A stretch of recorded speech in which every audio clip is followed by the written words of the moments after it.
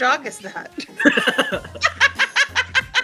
I literally just muted myself too because I was like, yeah, you can use the dogs outside, can't you?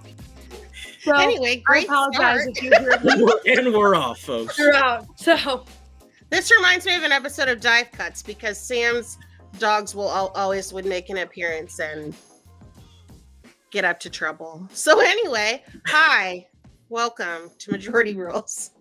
This is season 1, episode 18. This is a podcast about Mizzou Athletics Majority, which is Olympic sports athletes. I think since we've started this podcast, we've only ever had one episode in which everyone was here, and you can see that is still not the case today. One day, we've gained Quentin, we've lost Abigail, and today I'm not piping in an update from Abigail. I'm just going to read a note on behalf of her. So, oh God, the coughing's starting already. I am your host, Karen Steger. I'm not contagious. I just have a tickle. I am the softball, gymnastics, and co-swim beat writer and Olympic sports manager at Rocket Nation. And then we'll go around and introduce ourselves. And then if you will give your New Year's hope, oh my God, or wish for Mizzou Olympic sports. It could be one sport. It could be a few. It could be plausible. It could be just a dream. Whatever you'd like to do. I'm going to go to Matthew first. Oh, I was not prepared. I'm always like the last person to go whenever we do this. You were right next to me, so I went to you. Okay, fair enough. Hi, everybody. I'm Matthew Gustafson. I am the volleyball, wrestling, and co-baseball beat writer for Rock M Nation. And my hope for the new year, because Karen kind of stole mine, is that Mizzou baseball randomly sweeps like a top 10 opponent for the third straight year. They have not been very good for quite a while, but for whatever reason, the last 2 years they've swept a team that went to the College World Series. Yeah. I don't know how. I don't know why. It's really strange, but it's the best tradition Mizzou baseball has going on. All right, then let's go to Rory. hi, I'm Rory. I'm the one with the dogs. I am the swim and co-baseball beat writer, which I feel like I've got the great sweatshirt on for it. It says baseball is my love Nice. language. My dad got it for me for Christmas. My New Year's wish is that Mizzou swim comes out with a win this weekend, which I'll talk about a little more later. But otherwise, their only win will be for the women against Arkansas. So I'd like to walk away with a win for both teams this year. I think that the chances are good. Mm-hmm. For this one. It is. It's good. It's good. But I need to put out some good station for positive them. vibes. Mm-hmm. Yes. Nice. All right, Quentin, to you. Hi, everyone. I'm Quentin Corpuel. I am a starter on the football and men's basketball beat and a six-man on the women's basketball beat. I'll be coming off the bench tomorrow, filling in for Dylan when the Tigers take on Georgia in Athens. So looking forward to that. Before I get into my Mizzou Olympic sports New Year's resolution, Rory, I'm going to be super for real with you. I thought your sweater just said baseball and not everything beneath it. I was thinking about that because I was like, oh, the way it's framed, it just says baseball. And I was about to be like, hell yeah, I love just that. Baseball. It's a great That's sweater. A great sweater on its own. If you know me, it's just baseball. Yeah, no, the college sweatshirts that just say college, right? Well, Obvious Shirts is a big Cubs brand here, and I've got a couple from them. I've gotten yelled at because I have one that says St. Louis is boring, which I get heckled for pretty often. Mm-hmm. Wait, do you want to hear a funny story real fast about shirts? So when I worked at Target, I had a red, I don't know why it was red. I had a red JJ Redick t-shirt and it said Redick really big on it. And I would wear a flannel over it unbuttoned. And I know exactly where this is going. I used to get stopped and be like, I'm sorry, what does your shirt say? Anyway, moving on to Dylan. If I could say one Hold more on. thing, I feel like a sweatshirt that just said baseball across it is what Rob Lowe would wear to an MLB game. Good Yeah. call. Yeah. Wait, can I say my resolution before? Oh yeah, sorry. Okay, just making sure. Sorry, I just had to. That was a thing I noticed about Rory. I was like, wow, that's kind of awesome. Also, second side note, really quick, Rory. I remember when we were in theater class together. You showed that shirt. Yes. To theater class, and everybody bemoaned you. I thought it was cool. Thank I you. appreciate you wearing that in a class where you probably knew you were going to be in the minority. So Yeah. thank you for doing that. I appreciate that. My Mizzou Olympic sports New Year's wish is for Mizzou women's basketball to be fun. I don't even care if they're that good. You can be not that good and still be fun because women's basketball right now is fun. Men's basketball is fun. The NBA is fun. The WNBA is fun. There are so many fun teams That everywhere. Unrivaled League is going to be fun. Oh, the Unrivaled is going to be awesome. I'm checking in from the great state of Maryland, where the Terps are currently in a clash of titans with USC over in College Park. That's fun. Southern California, not South Carolina. Yes, the University of Southern California, USC. the real and true USC. Mizzou women's basketball, A, is not fun right now, and B, has not been fun in a few years. And under Robin Pinchton, they have generally not been fun outside of the Sophie Cunningham years. And when I am at Mizzou Arena for a Mizzou women's basketball game, or even watching on television, the atmosphere really sucks. It's empty and dead and sad and dreadful. And it's like, what's the pitch? Like right now, why should I take time out of my day to invest in Mizzou women's basketball right now? I don't think you can put together a really strong one. And you look at even within the SEC, so many fun teams, great games every single night, and Mizzou is nowhere near most of its conference. And so even if, let's say, next season, Mizzou doesn't put itself in even at-large territory, if Mizzou's fun, that's progress, because right now there's not a whole lot of fun in that program. And I would wish the same upon sports like baseball and soccer, which have also severely lacked fun, at the very least in my time at Mizzou, which started in August of 2022. It's a good call. Dylan, now to you. Yeah, my name is Dylan Heinrich. I am the starter for the women's basketball beat writer, but Quentin will be taking over for me as I have an actual job that I need to work. So that's what I will be spending my Thursday doing, probably trying to sneak watch as much of the game as I can. And then I am also the soccer beat writer. And like Quentin said, soccer hasn't been the most fun sport these last couple of years. Last year, you saw some flashes in the pan, which is why my resolution for this year, my goal, finally see some success. Make that SEC tournament. Put yourself in the running for the NCAA. Finally try and get a win off one of those top 25 true contenders in the SEC. Finally push that turnaround that maybe is happening. You're starting to see some of the clocks and some of the gears turn, but we're really looking for that big push, that barrel to start rolling and get that momentum riding for once. That's good. And then I'll give mine, since I didn't yet. So Matthew said I took his, which was that I hoped that whatever good juice, magic juice Brady Cook got shot up with at the Auburn game is somehow given to the wrestling team and they come back to life.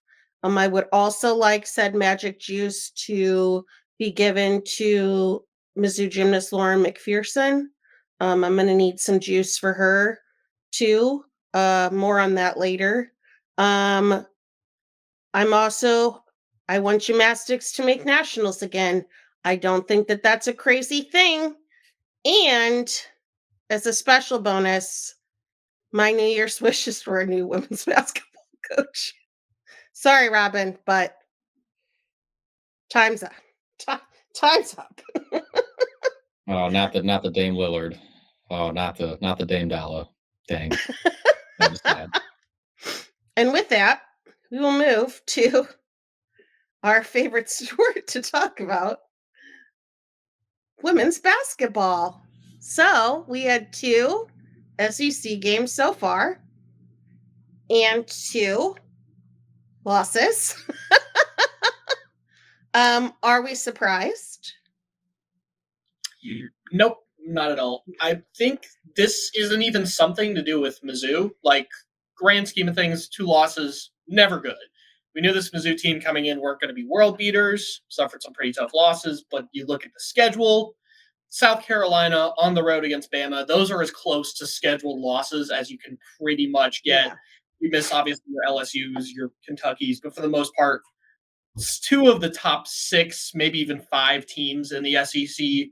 It seems like there's a pretty big gap between the true like contenders, your top 25 teams who are going to make the tournament, somewhere between a 1 and a 6 seed, and everybody else who are now losing to teams like Norfolk State and Oral Roberts. Fun fact, there were multiple SEC teams that lost to Norfolk State and Oral Roberts. Mizzou's in both of them. But, I mean, these were pretty much scheduled losses from the first time you saw it. Saw some fight in the first half during both of them, but it just, again, you run out of steam. The foul differences, couldn't really shoot your way out. Just a tough set of games for Mizzou women's basketball. Yeah, can't say I'm surprised with the results. As Dylan said, South Carolina and Alabama are very good. I not only expect both of those teams to make the NCAA tournament, but I would expect them to win at least 1 or 2 games, if not more. However, it really continued a theme of Mizzou really struggles to score against other good teams. It's great that Mizzou can drop 90 points on Jackson State, but Jackson State is one of the worst all-around teams in the entirety of women's college basketball. So that's not saying a ton. Where you really got to speak up is against your conference foes. And even as those 2 games were against really good teams, Mizzou didn't really look competitive in either of them, except for a little bit in the first half against South Carolina. But then the Gamecocks put on the gas pedal, and they ended up exiting Columbia, Missouri with a pretty big win. One thing I've tried to look out for, I mentioned it on the last episode, but if Mizzou is struggling to make 3-pointers, can it supplement it with a steady diet of 2-pointers and free throws? And that answer has been no. Past 3 losses, because I'll throw Oral Roberts in there. And it's interesting because Mizzou with 3-pointers is like, all right, we're not going to shoot a ton of them, but when we do, we are going to make a lot of them. Low volume, high efficiency. Past 3 losses, 3 of 16, 5 of 16, and 3 of 12 from beyond the arc. That is not going to cut it at all. And so I guess looking ahead to these next couple of games, you got Georgia and you got Florida. Now, the thing about the Georgia game is similar to this week with the men's team. Georgia right now, other than Arkansas, is probably the worst team in the SEC. Georgia right now, I believe, is exactly 500. Yes, they are 8-8.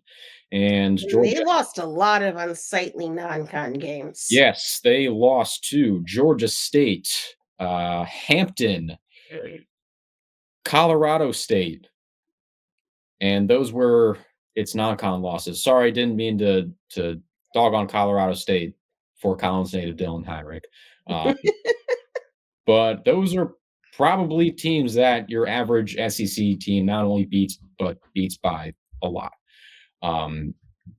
If Mizzou loses to Georgia, I don't see another win on the schedule other than Arkansas, because everybody right now looks better than Georgia other than Arkansas. So I think tomorrow's game is extremely important for Mizzou winning more than 2 or 3 conference games, especially because here's this 1, 2, 3, 4, 5, 6, 7 game stretch from the end of January into around the middle, late February. We got Oklahoma, Auburn, Mississippi State. I counted wrong. Let me reset. Goodness gracious. All right. Oklahoma, Auburn, Mississippi State, Texas, Tennessee, LSU, A&M, Oklahoma, Kentucky. Ouch. Is that 9? That was more. And That then was at more Ole than 7. Miss. I counted wrong twice. I haven't taken any math classes since I got to college, so I'll blame it on that. But that's rough. That's really rough. And I think if Mizzou can't walk out of Athens with a win, they're going to be in a lot of trouble. Auburn with I think Coach CY's daughter, who has been killing it. I think another thing, of course, is going to be like your home and away differences. So obviously going at Athens, I think is going to be just as challenging as home against Florida, because Florida beat Georgia. So I think that there's still a solid chance to win that game on Sunday. So again, home and away differences. How much does travel really matter? Atmosphere, that whole gist. But again, like Quentin was saying, these 2 games, extremely important. You need one, preferably both of these, just for a confidence standpoint, not even SEC standings, chances to make the tournament. You need to win one, preferably both of these games, just to snap out and say, hey, we can win SEC games. I don't believe they've won an SEC game since last February. So it's been quite a minute. The guys can They were on do a it. long They losing streak can to end do last it. year. So this, like, exactly. It feels like it might be that time. But like Quentin said, it's a really, really long road ahead. I think they have one of, if not the most difficult schedule in the SEC. Getting Oklahoma twice is rough, having to go at Texas. And then, of course, you have South Carolina, LSU at home. But you just got to deal the hand that you've been dealt. And that starts again, like Quentin was saying, you got to get the win tomorrow. If Kim Mulkey shows up to the LSU game wearing what she wore the other day, can they shoot at her? Because she was technically wearing the basket. Like a basketball or something else? The basketball. Oh, okay. I don't. All right, just making sure. I don't think it'll count for points, but I Well, hey, would if be she's more than wearing happy a to hoop, then She was Yes. wearing. technically yes. Oh boy. I mean, look, just to round out, like, I guess this, and then Dylan, if you have any other lasting thoughts. I watched Tennessee and Oklahoma on Sunday. I mean, look, neither of those teams are very good at defense, but I watched them on offense, and both of those teams are in a completely different universe than Mizzou on offense. Like Mizzou, they just get stuck so often. It gets late in the shot clock, and they haven't really gone anywhere. And with teams like Tennessee and Oklahoma, that's the class of the SEC. One of the reasons is because they're so proficient. There's so much good stuff happening on offense. There are people setting screens and moving off the ball and creating for themselves, not just on the interior, but with 3-pointers in transition. They're firing away, like stuff is happening. And Mizzou isn't doing that very much at all. So I just wanted to make that note. 2 'cause I think things. it matters a lot. One, what is Florida's record? Do they have a chance of beating them? Florida's 10-6. The thing I worry with about Florida is that Florida can score. They have a And that really is good a offense. problem. They're averaging like 80 points a game. Okay. I think that, yeah, Mizzou's probably going to go into that game as an underdog, but there's enough wiggle room there. Again, unpredictability of basketball. It is taking place in Mizzou Arena. I don't think that Florida is up in arms an incredible team. They're not part of the class of the SEC, like Quentin was saying. So Mizzou's not walking in favorites, but I would still put them probably 40, 45% chance even to walk away with the win. Okay. One of their And best then players is also 6'6" and averages 16 points and like 10 rebounds a game, which might be ooh, an That's issue. That's an issue. I don't mean to put like bad juju out in the universe, but like if you had to give a percentage of like how likely is it or what's the chance that they repeat with a 0 like the men did with no conference wins last year?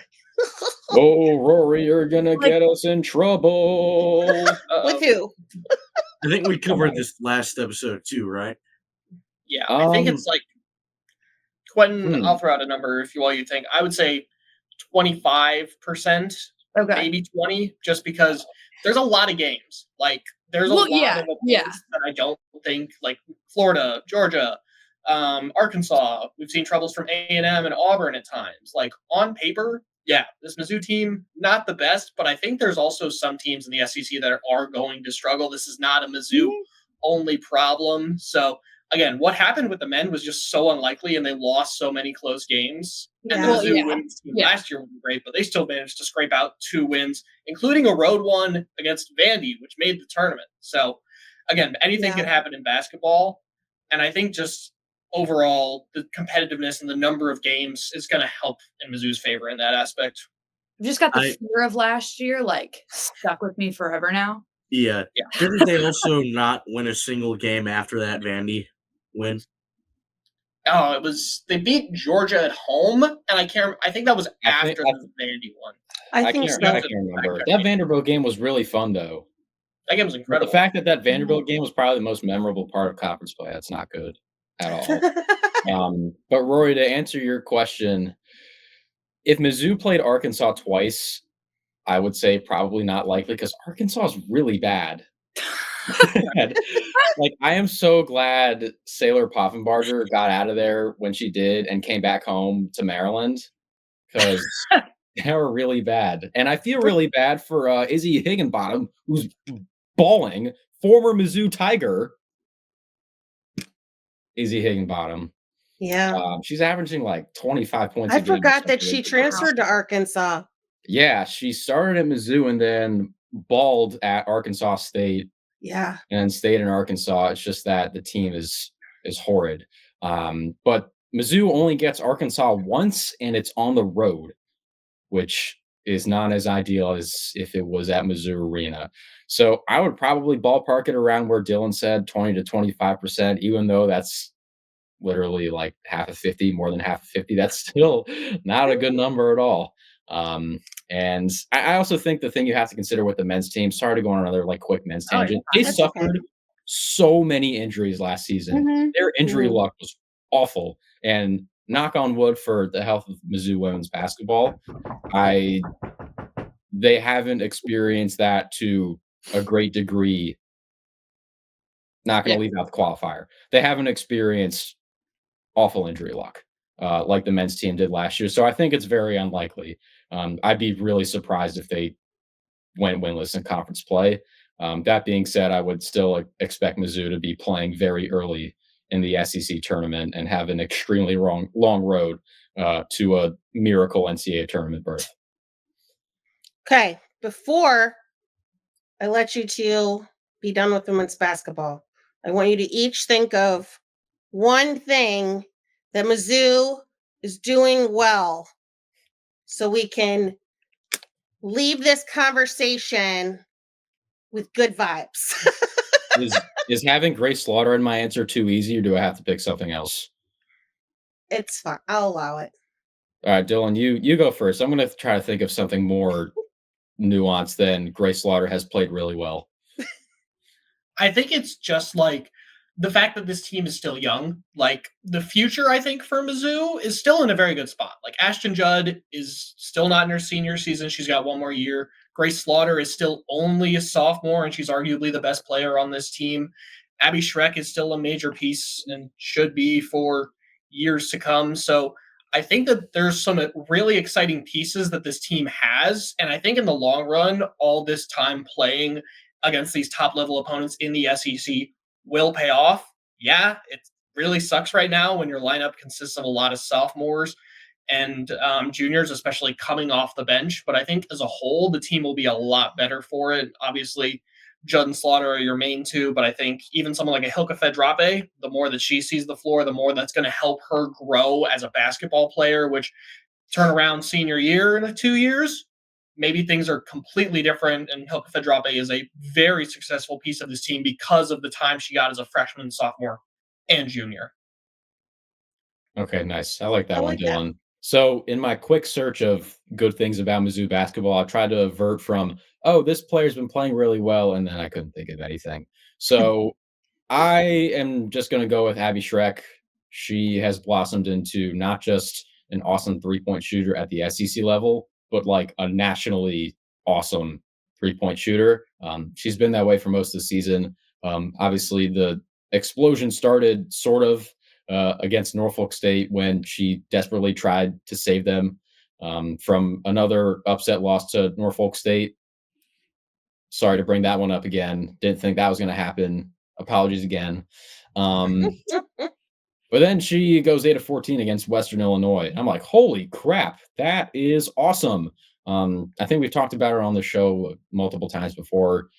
At least Dylan and I, we saw these flashes last season, but now they're coming in greater quantities. And she's not only about 40% 3-point shooter, she's already shot over 100 threes, I think, which is pretty good volume for this point in the season. And so I've really appreciated seeing her grow.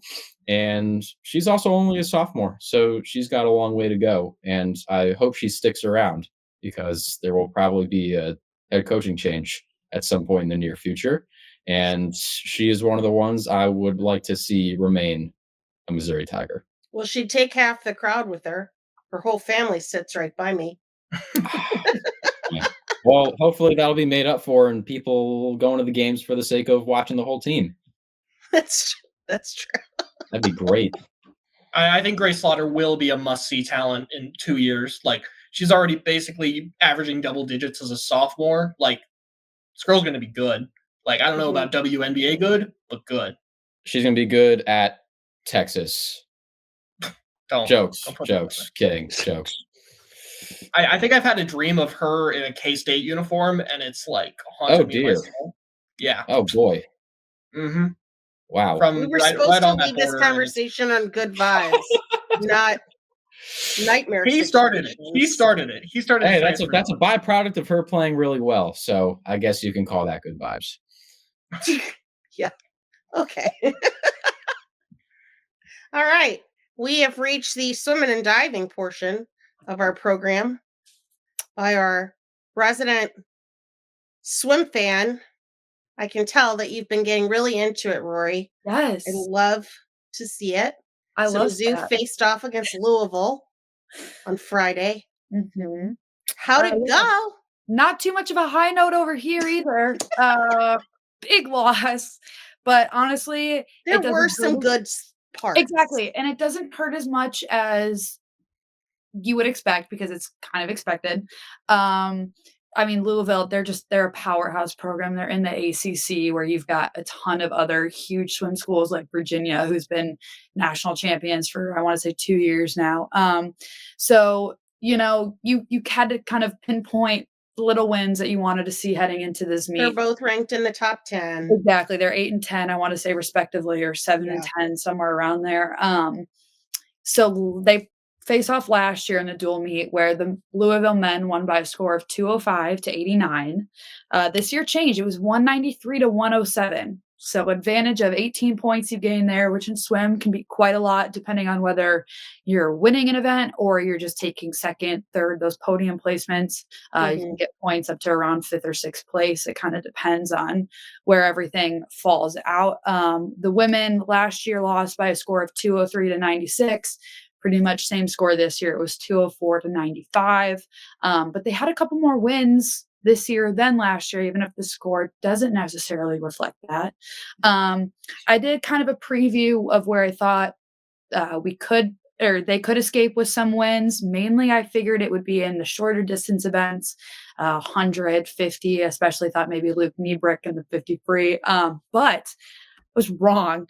The 1,000 freestyle. Well, he didn't do bad. Well, so you weren't he didn't. Not like he took second, guys. Like I'm not trying to say that That was a disaster. No, but the 1,000 freestyle, I was terrified of. The Cardinals have a couple swimmers who have already set these insane records. One of the freshmen already has a pool record, which is huge, but none of them were slotted into the event, which I wasn't expecting, Shucks. which is good for us or good for the Tigers.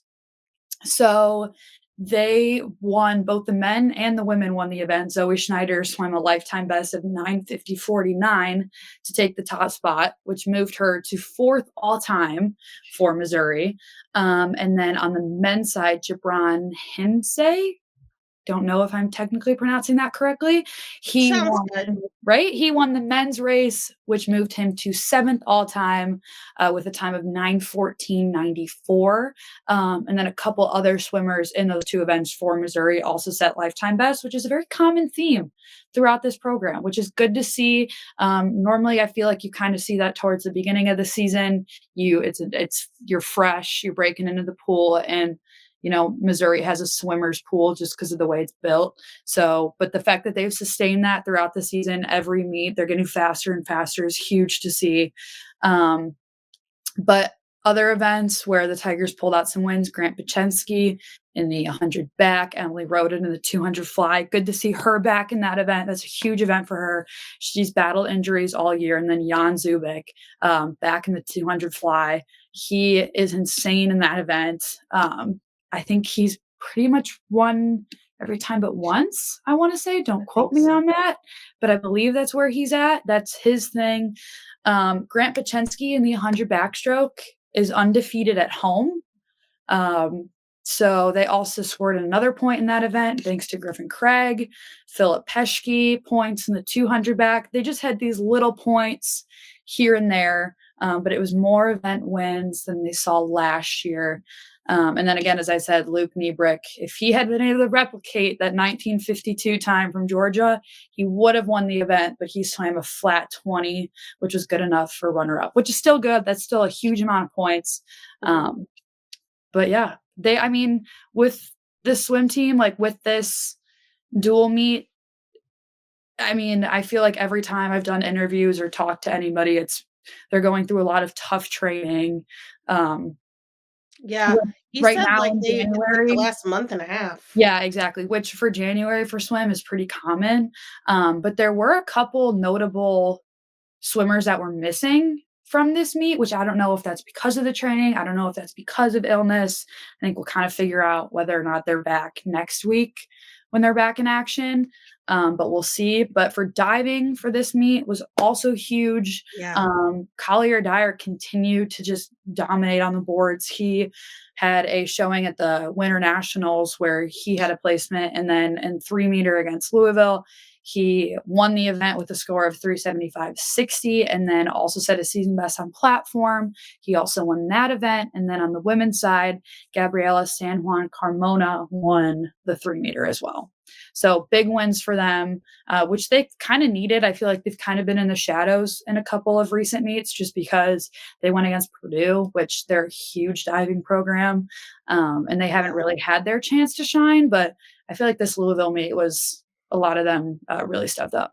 I was going to say, I feel like the diving has really stood out over the last month. Mhm. That really improved Yeah. because, They have. that was against Purdue, against, I think it was A&M they went up against. They were at a huge disadvantage, and Yeah. that really cost them in both those meets. So if they can have diving be way more competitive the way it's been over the past month, that is going to help a lot when they Yeah. get to some of those more competitive meets where they have a slight edge in the pool. Now they're not going to lose that when it comes to diving. Yeah, I think Yeah, it'll be because that counts as a whole nother individual event. And exactly. that's like Yeah. the big thing with, I wrote something about it over the summer after the Olympics, is with this roster limits coming down starting next year, it's really important for diving to prove its worth Mhm. so that they can stick around. Yeah, that part, it sucks. I would really like to talk to Coach Grievers at some point about his thoughts on that whole thing. I will say for Mizzou's program, they're, they may get a win here or there, individual events, but the SEC, swimming against the ACC, those teams are just above and beyond what Mizzou is, and that has nothing to do with Coach Grievers or anything like that. But where Mizzou can get its points outside of, a win here and there is going to be like stacking up depth. Maybe they're not winning, but they're getting third, fourth, and fifth or something like that. Because if they can at least stack after the first one and kind of pick up points there, it's as good as winning. Yeah, you ultimately can walk away with a similar amount of points, even if you don't win the event, which is really big for them. Yeah. Which I feel like you saw this last weekend. You won't see in this upcoming event, or just because they're going against Missouri State and McKendree, which they just have a fantastic track record against. So next weekend should be a breeze. But in things like the SEC championships and the NCAAs, those points that they can grab onto will be a big deal. Yeah, because you don't expect them to beat freaking Olympians. Well, yeah. And it's unfortunate that too, Missouri, it's a state where they get over. It's like you're just not in as fortunate of a bubble where you look at teams on the East Coast like Florida, who's just an absolute powerhouse. They have Olympians rotate in and out of there constantly. You've still got Katie Ledecky. Teams that can swim outside all year round. Exactly. California, you can swim outside all the time, which you see with schools like Stanford. And it's not the same type of competition you can as easily get here in Missouri. Yeah. Yeah. So coming up, like you said, Missouri State and Division II McKendree, that will be next Friday and Saturday. Yeah. Tigers have beaten Missouri State dating back at least 10 years. That's as far back as I went. So I'll be there on the Saturday for sure. I will not be back in time, but I will be keeping up on my computer. And I'll see what time it is on Friday. We'll just have to play it by ear because after that they're off until SEC championship. Yeah. So they do, I believe, have either watch them then or it's going to be a little bit. They should have a diving event. They won't be here. They'll be at Air Force towards the very end of January. So pretty much literally in 4 weeks. But yeah, then nothing until the SEC championships, which it's a shorter season. If you look at compared to the last 2 years, there was normally at least another meet or two, but just with it, I don't know why. Yeah, I don't know what. I haven't had the chance to ask Grievers why exactly this season looks so different compared to last year, but yeah. It is kind of weird. Mm-hmm. Random question, because I heard Air Force. Is Navy a good swimming school? I don't know. Because you think they would be, right? I would hope. Right? You would certainly hope that the Naval Academy has some good swimmers. My computer wants to load. That'd be awesome. All right, let's see. Just like I feel like Air Force would have a good diving portion of their swim team. Schedule 24. They're 9-3. They swam against Virginia at the beginning of the year, but there was no team score. They lost to Penn State, but not by too much. And Penn State's pretty good.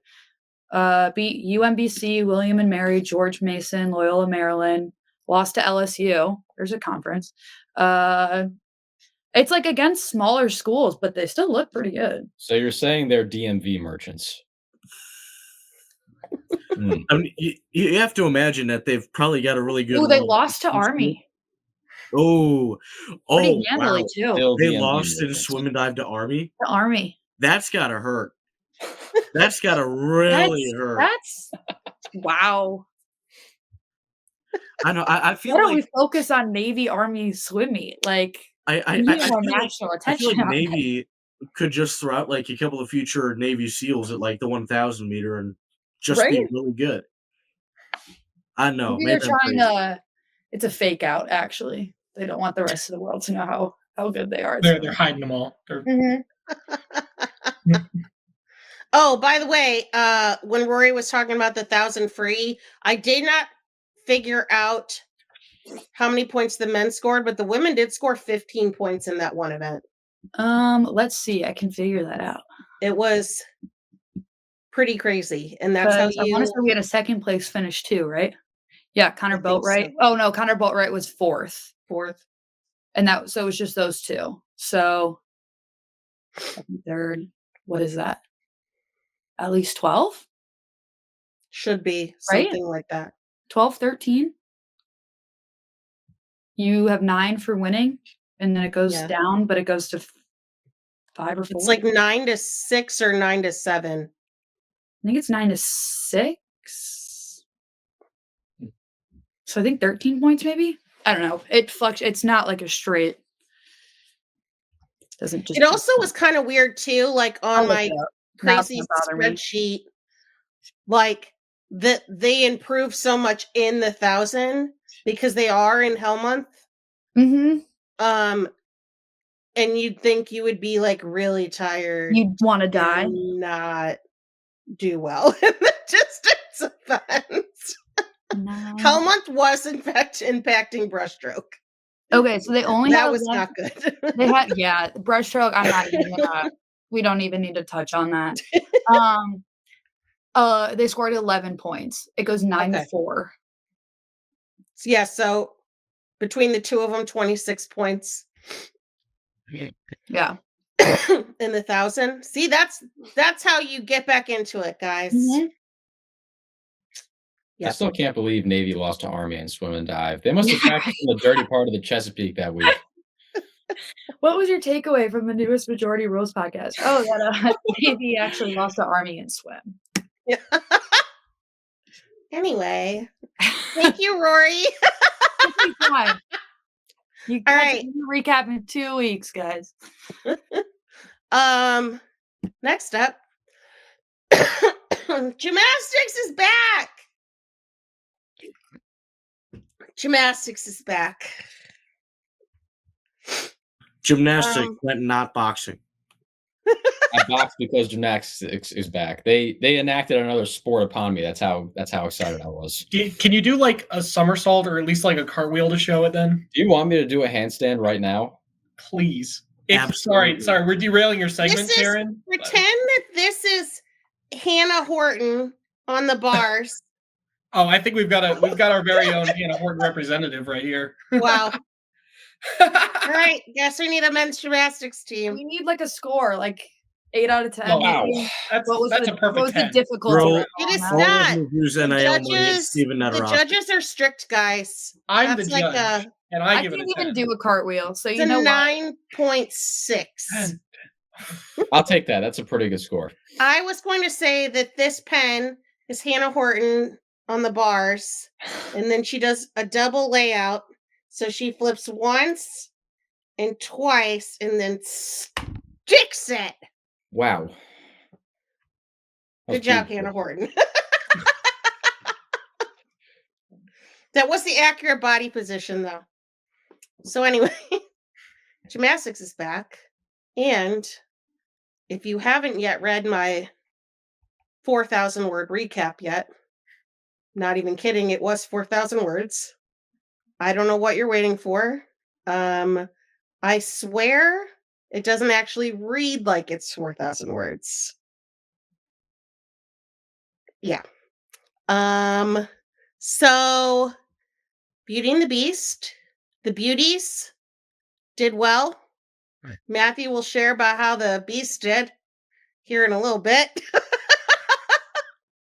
After the initial scare of some lower scores, which left us wondering what on earth was happening. I am extremely happy with the team's performance, especially when compared nationwide, because there's a new judges evaluation tool this season.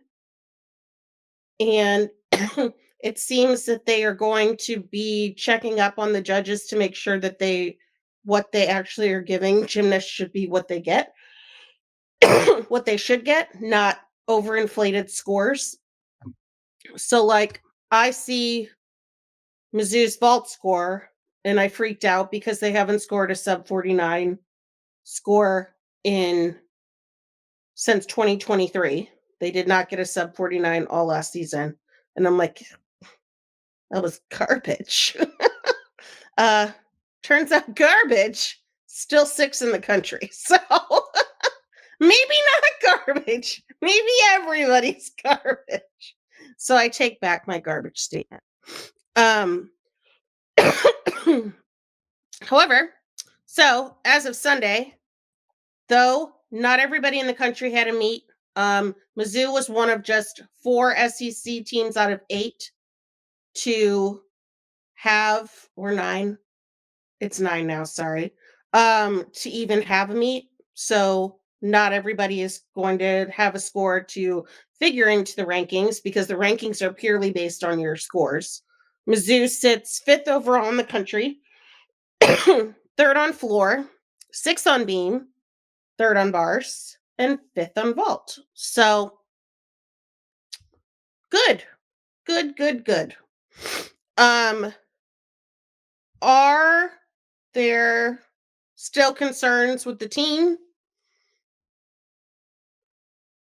Yes, there could be some injury problems. There also, this new scoring thing. Kennedy, I don't know how to explain it. Kennedy Griffin did exhibition beam. Nate and I rewatched that thing like 3 or 4 times. We cannot figure out how she got a 9.6. Like, we don't know what the judges were looking at. Good thing she was exhibition, so it wasn't going to count anyway. But even talking with Shannon afterwards, he was also a little confused as to how she ended up with a score that low. So it's almost like the judges are being like a little too overzealous with their deductions at some point. Other things to kind of worry about, there may be some injury concerns. Elise Tisler, who is one of the 10.0 start value vaulters, was noticeably absent from the lineups on Friday. We did ask Shannon about it after the meet. She's fighting a bit of a hyperextended elbow. So she should be back in a couple meets. She'll be fine. Mizzou did obviously miss out on having her amazing vault, though. So they had to put somebody else in there instead of her.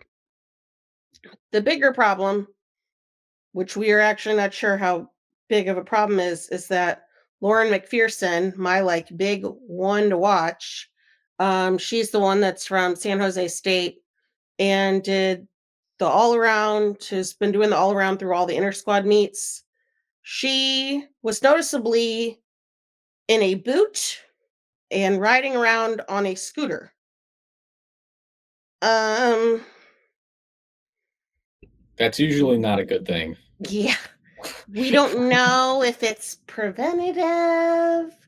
We don't know if it's, God, I hope it's not Achilles like Grace Ann Davis's was, because she's already out for this season.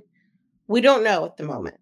So we asked Shannon about that first. That was the first question that was asked in the press conference. And he described it as a lower leg injury thing.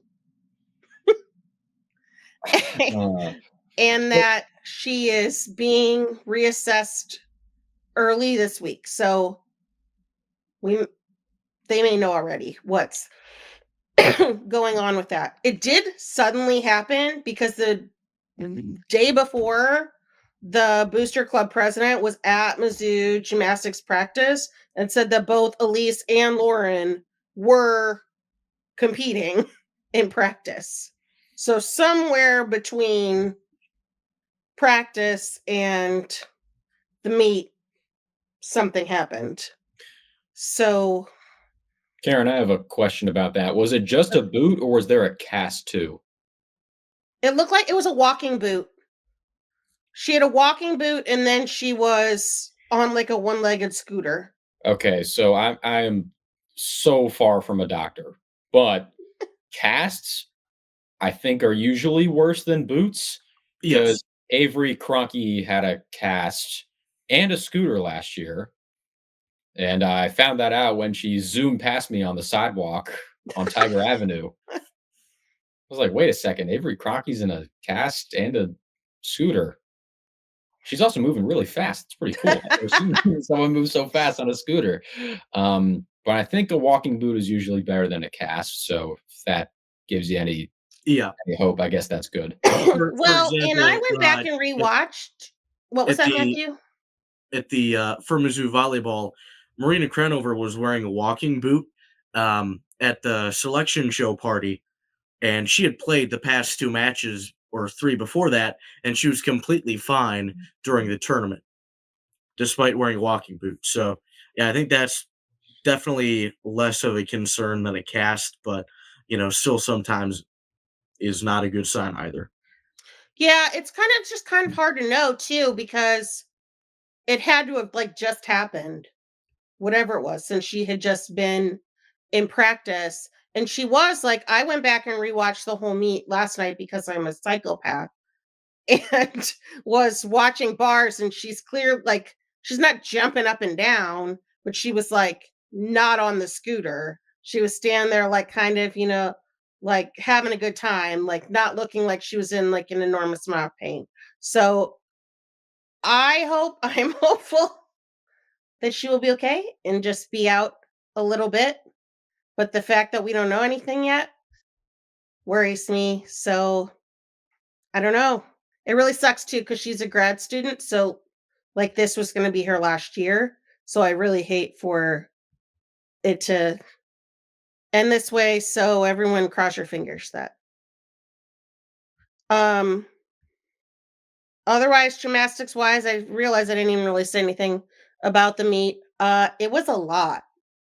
Like Dylan was there, I know, and Matthew was there. It was like overstimulation. Like there was so much stuff going on. It was so hard to focus. I don't think I saw a single other team do anything else. I saw a little bit of wrestling when there wasn't a Mizzou gymnast competing, but like it was loud. There were people everywhere. Like it was crazy, but it was a good event. It was cool that they did it. It was cool that Brian Smith coaxed it out of Shannon. He said it. Shannon told us afterwards that basically it was because Brian Smith and his wife really wanted it to come back. And that's like basically why it came back. It was great to see the team though. Super fun. The floor routines, though not given the greatest scores, or pretty much what everybody else got. They looked fantastic.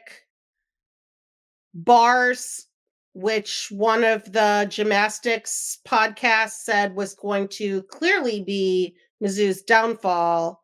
Bars was incredible. Absolutely unreal. And even Kaya killed it in the exhibition spot. It was so good. I don't know what Whitney Snowden has them doing, but it is working. It was phenomenal. It was a really fun event. And I loved it. And if you look on social media at one of the Mizzou gymnastics posts, there's a picture of a press conference where Shannon and Amari and Addison Lawrence are sitting there, and Shannon is talking to somebody. I'll have you know he's talking to me. It was me. I undoubtedly was asking like the wittiest question in the universe, judging by the looks on their faces. But yes, I was like, that was me. And I know it was me because I was the only person over there on that side. So that was pretty cool. Next up, they head to Denver. Yes, I did pay $9.99 for that stream, so I'll be able to watch it, which means I also will miss the basketball game because they are an hour apart. And whoops. So I will have a preview coming out about that. That will be against Denver, who is right with Mizzou in the rankings, Long Island University, and Georgia. This is the first of 2 times that they will meet Simone Biles' coach, Cecile Landy. So yeah, that is all for me with that. Moving on to wrestling. Matthew, yikes. Yeah. Wrestling portion did not go as well for Mizzou at Beauty and the Beast. They end up losing to 12th ranked Cornell, last year's national runners-up, 26-12. Tigers are now, I believe, 2-7 on the season. That is their worst start in about 25 years, and their 7 losses this season are the most since 2019-20. And remember, they have something like 6 or 7 meets remaining as well. Negatives, injuries, obviously. 5 starters for Mizzou are either out indefinitely or out for the season, including the medical retirement of Noah Certain, and Rocky Elam is out for the season. Keegan O'Toole is out for at least the month of January. We haven't seen heavyweight Seth Nitzel since November. We saw 165 Cam Steed make his return from injury. He was out for a couple weeks at the collegiate duels in Nashville. That lasted exactly 89 seconds, and he got injured again in his first Holy match. crap. Yeah. I don't know what they need to do to lift the jinx or whatever it is, but yeah, it's Brady's been a rough year. secret juice. I don't know if even that'll work. But among the wrestlers who were there, start with the negatives, get that out of the way. The key starters remaining for Mizzou are Josh Edmond at 141, Colton Hawks at 184, both of whom ended up losing pretty badly. In both cases, it was a close match heading into the third. Edmond and Hawks both kind of went for these big moves, and they both kind of really backfired. Edmond actually tried to throw Saunders to the mat kind of backwards, and it led to a takedown and a 4-point near fall for Saunders. He drops a 12-4 major decision. And then at 184 for Colton Hawks, it's an 8 versus 9 matchup in the country. 2-0 lead for Foca. It's 2-1 in the third period. He tries to use his strength to get around Foca, a move that's worked for Hawks pretty well this year, but it ends up giving Foca a really big opening to counterattack, and he ended up scoring a takedown and 4 near fall, ends up with a 9-1 major decision. Some positives, though, for Mizzou, though they were few and far in between. Zeke Seltzer, 149, getting a win, ends up getting a really nice third period, ties it up. He was down 1-0 heading into it, ties it up with an escape. He ends up ducking under Botello, single leg shot after the duck under for the takedown, rides out the period for the extra point. And then the highlight of this match was the very first one. Gage Walker, the true freshman, wasn't supposed to be starting this year, and he's done really well in place of Noah Certain. He ends up getting his first career pin in a dual meet with a victory by fall over Marcelo Milani. He was the better wrestler for most of this. Limited action, really, in the first 2 periods. I think they were tied heading into the third, and then Walker got in on the shot, single leg, gets behind him, nearly goes for a takedown, switches it up, and then gets a big move. The takedown, and then that leads into the pin as well. So big moment for Walker, a guy who's starting to look more and more like a long-term cornerstone for this program, and somebody who can kind of lock down that 125 spot now for the next 4 years with the retirement of Noah Certain.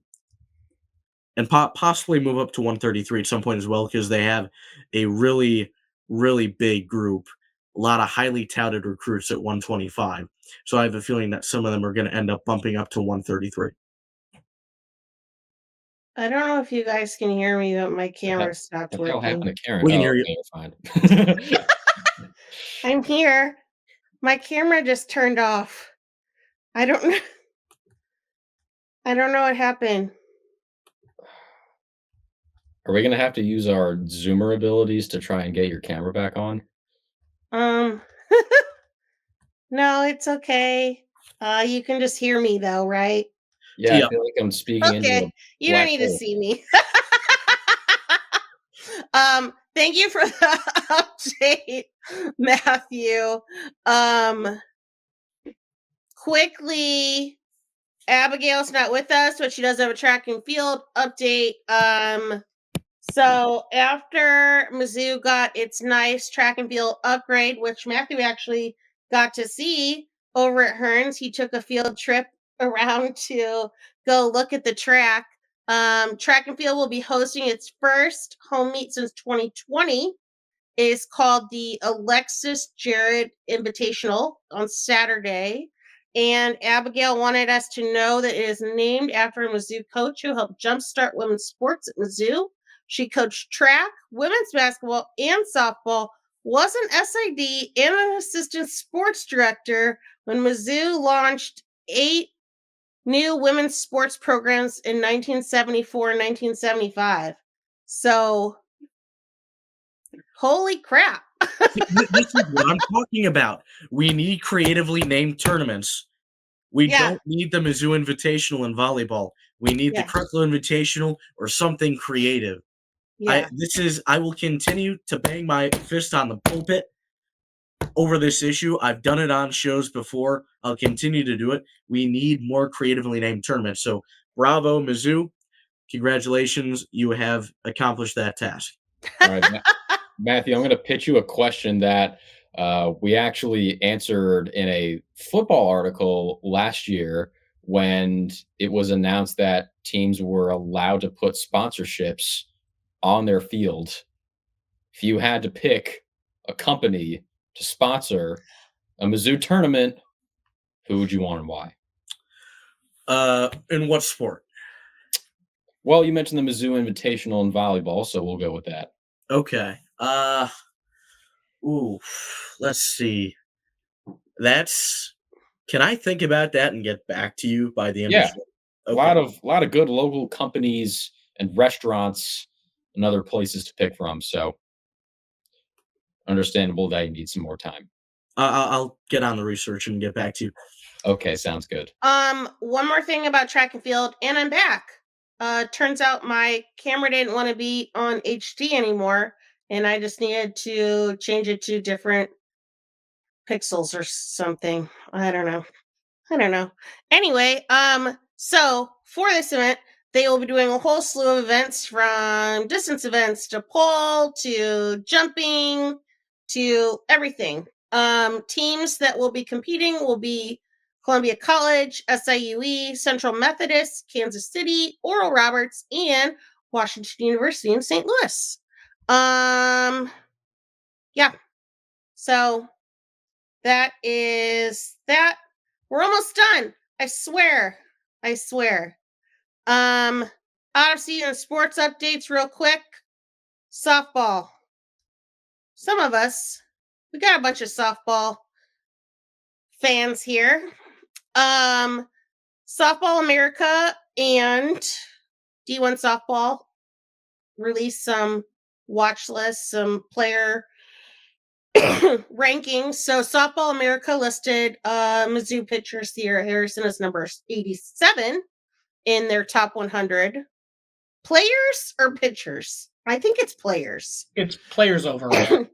And I'm currently not subscribed. I I refuse to pay for softball, American D1 softball in the off season because that's just an expense I don't want to deal with. So I couldn't go look at it to make sure. But I think it's number 87 in their top 100 players overall. And then freshman Madison Updegrove, Como native, father Tolton grad, I believe, and Sanaya Hill were named to the D100 freshman watch list by D1 softball. So that was pretty cool. And then Courtney Donahue, apparently I saw today, was named the 2024 Tucci/NFCA Division II Pitcher of the Year last year. So she was a JUCO pitcher that came from Des Moines area community college. And then I was going to show this video. I don't feel like it now. Go look at Mizzou softball Twitter. They have some Power Alley thing that they debuted that looks real cool. Go look at it. And then real quick, we are back to volleyball. There were no new commits, but there are some departures. And then Matthew also has some pro volleyball news. Yep. So why don't we start with the coaching departure, that being assistant coach Ariel Wilson was the defensive coordinator, I think recruiting coordinator as well. She is moving up to be the head coach at Central Michigan in the MAC. This was kind of an inevitable thing. All three of Mizzou's assistants are really good, right? I think all of them have the required experience to be head coaches at this point. And Wilson really looks like she's set up to potentially thrive there. She has a lot of experience with recruiting in that area. She was I believe, 3-time All-American and 4-time national champion at Penn State.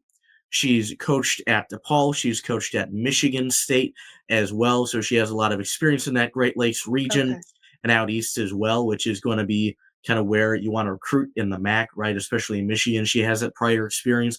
And we've seen, as far as we can tell, she's phenomenal at developing players, right? Defensive coordinator for Mizzou. We talked about it, that really almost unbelievable transformation of that defense throughout the year, to being from one of the worst, if not the worst in the SEC, to one of its best. And that happened just over the span of conference play. So I think that she absolutely deserves a lot of credit for that. And I'm sure that Central Michigan felt the same way as they end up hiring her as a head coach. And she's going to be somebody, I think, to look out for in the future, because I would be surprised if she doesn't end up as a Power 4 head coach at some point. Awesome. And then we also have a couple players that have left and resurfaced at some other locations. So first we'll go into the transfers. Aspen Maxwell, we previously knew that she had entered the transfer portal. She will now be going to Rutgers, which is an interesting fit because she's from Texas, so not exactly where you would expect a Texas native to transfer to, but ends up being back in the Power 4, right, at the Big Ten. And then Vivian Parker, this one was surprising. We hadn't seen that she'd even entered the transfer portal. And she never put out like a commitment graphic. She never put out anything basically saying that she committed. Basically, what she did was she changed her Instagram and Twitter bios from @MizzouVB to St. Mary's Volleyball in California in the WCC. And that was the only thing that she did to basically show that not only was she going to a new school, she was in the transfer portal in the first place. So that was a little bit interesting there. So Is she now a freshman? two of the six freshmen from last year have moved on. Mizzou is now one player over the roster limit. They're at 19, so at least one more player will have to exit the team. Some positive news, though. Michael Vernon, the first pro from this senior class to announce where she'll be playing professionally. She's going to Italy. She signed a pro contract with Accademia Sant'Anna Messina in Italy in the Serie A2. I'm sorry, say that again. Are you Academica.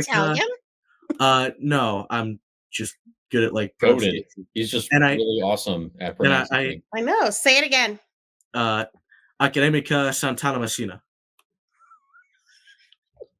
Damn. Matt, my washing machine just started floating after you said that. Let's not do that again.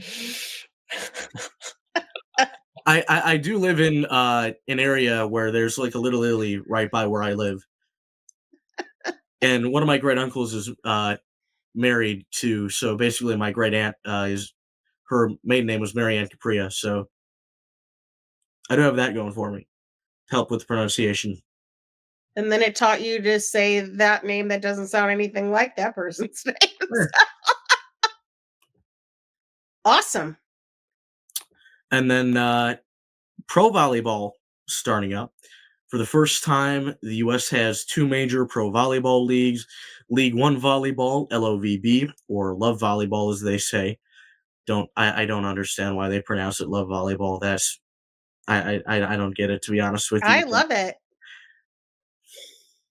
And then the PVF Pro Volleyball Federation. Mizzou has players in both. League One got started up tonight with their first ever match, and then PVF is going into its second season. They're getting started up tomorrow. One player for Mizzou in League One, Emily Thader. She's a middle with Love Omaha, and really successful at Mizzou. Part of the most successful class of players in Mizzou history. Top 5 all time in the program with total blocks. And then in the PVF, you have 4 players who were Tigers, none of whom actually finished their career as a Tiger. Thanks, Josh Taylor. All of them played during the Taylor era. I think some of them left after Taylor was fired, and then others just grad transferred elsewhere or made the move. So Anna Dixon is with the Atlanta Vibe. Kaylee Cox is with the Columbus Fury. Ligator member Mena is with Indiana Knight. And Kayla Caffey is with the Omaha Supernovas. So that's cool. 5 total Tigers in the pro leagues in the U.S., 2 of whom are in Omaha. So if you want to make a 5-hour drive, you can see one. It's not that bad of a drive, as both Dylan and I know. Especially if you start naming random 1920s college football players. It's not a scenic drive, but it's an easy drive. That's for sure. Yeah. And that sounds like riveting conversation. Oh, it was. It really was. You would be shocked. There was a Yale football player who was really good, became the first pro player, and eventually became a U.S. Treasury Secretary. Interesting. Pudge Heffelfinger. Real name. Read. Yep. Huh. Yeah, and don't disrespect Shorty Longman. Also a real person. Thank you. You're welcome. Glad we could bless you with this information. Oh, the one more thing I wanted to add for volleyball. If you want to watch Emily Thader in League One, those matches will be on ESPN Plus, ESPN, and LOVB Live is free on League One's website. And then the PVF is splitting his matches between CBS Sports Network and Fox Sports 1/2 alongside YouTube. I think the YouTube stream will go up, I think, the day after the matches. Nice. I wonder if, and I assume they'll have announcers and everything. Yep. Like that. And there is good news for anybody listening in Kansas City. From what I remember, there's a PVF team coming to Kansas City next year. That's and cool. League One is also having their mid-season tournament in Kansas City. Huh. So pro volleyball coming to KC this year and more permanently next year. Awesome. Thank you, Matthew. Always on top of our volleyball news. I love the program. I enjoyed being a season ticket holder. It was super fun. And I can't wait for next year. Oh, I just realized. You will keep us abreast of all information that we need should they get any more transfers out or new people in or anything like that. I know. I realized I need to answer Quentin's question. Oh, yeah. I have 3 different options for you. All right?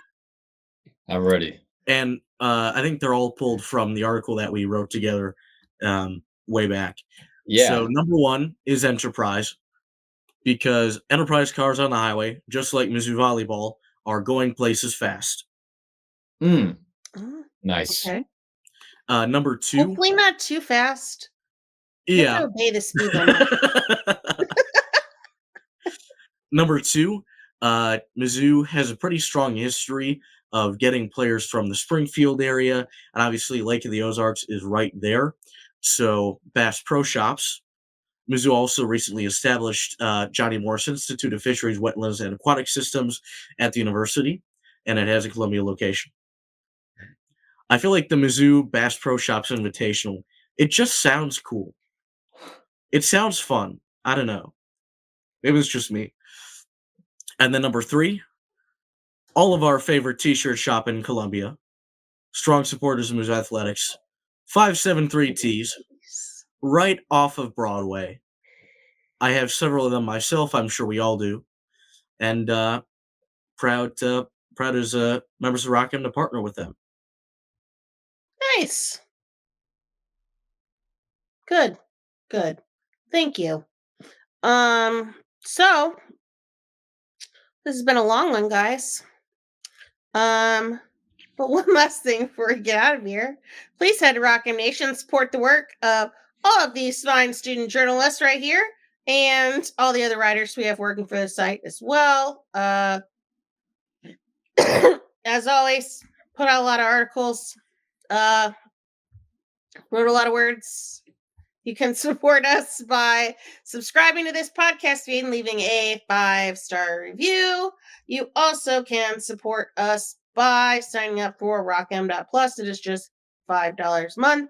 I would like to start using it more. I'm bad about it. Quentin's good about it. Matthew, I know you post stuff on there. Dylan, you post stuff on there. I'll try harder. Sorry. Got a lot going on. Someone's got to write 4,000 word recaps of gymnastics, They aren't going to write themselves. One could say, Sam would probably say maybe they could be shorter, but where's the fun in that? Also, you can follow us on the Twitter, which we're all still on. I am at Karen Steger. Matthew is at M_Gustafson27. Dylan is at Dylan R. Heinrich. Quentin is at Quentin Corpuel. Rory is at Rory Whetstone7. And Abigail, though she's not with us, is Abigail_clap with a K. Oh, what were you guys in on that? That's rude if you were. That's what? The clap. At the exact same time. That was crazy. Well, they just know no. because I do it every time. Yeah. Oh. You would So know I that need, if I you need were to on the figure podcast myself every out, is what you're saying. You'll catch on eventually. You got a later start with this than we did, so. That's true. It is That's true. 11:19 local time for me, so. Oh, God. Oh, it's true. So, thank you for joining us. See you next time. MIC. ZOU. Oh, thank you, Quentin. You're That was welcome. So good. All right. Glad I can make you proud. Bye, guys. Thank you, everyone, for tuning in to Rock M Radio, a proud partner of Fans First Sports Network. Rock M Radio is the official podcast network of Rock M Plus, a new and exciting subscription service provided by me and the other voices of Rock M Radio. Please take a few moments to head over to rockm.plus and sign up for an account today. The cost is only $5 a month, and the benefits include access to our live podcast, a subscriber-only message board, weekly newsletters, and more. If you enjoyed this episode of Rock M Radio and would like to see more just like it beamed directly into your personal device, make sure to click the subscribe button below and tell your friends. Our podcast feed is available through the Apple Podcast app for iPhone, Google Podcasts app for Android, whatever app you listen to your podcast. You can also find Rock M Radio on Spotify. If you're looking for a podcast about your favorite team that is not the Missouri Tigers, Fan First Sports Network is your answer. A full podcast network loaded with the team-specific podcasts covering Major League Baseball, the NFL, NHL, NBA, MLS, and more. And we'll be back with more episodes of Rock M Radio coming to you soon.